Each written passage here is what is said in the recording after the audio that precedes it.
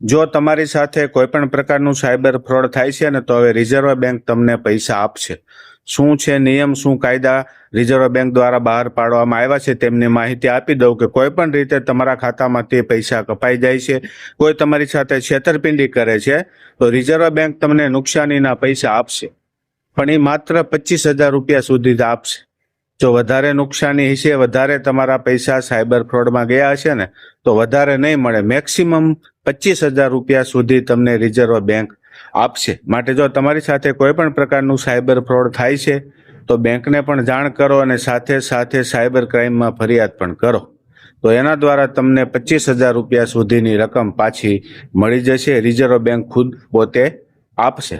15% નુકસાની તમારી જશે, 15% બેંક ભોગવશે અને બાકીના પૈસા છે રિઝર્વ બેંક આપશે. માટે મહેરબાની કરીને નાની મોટી કોઈ પણ તમારી સાથે છેતરપિંડી થાય છે ને તો ફરિયાદ કરવાનું ચૂકશો નહીં અને બેંકને જાણ કરવાનું પણ ચૂકશો નહીં.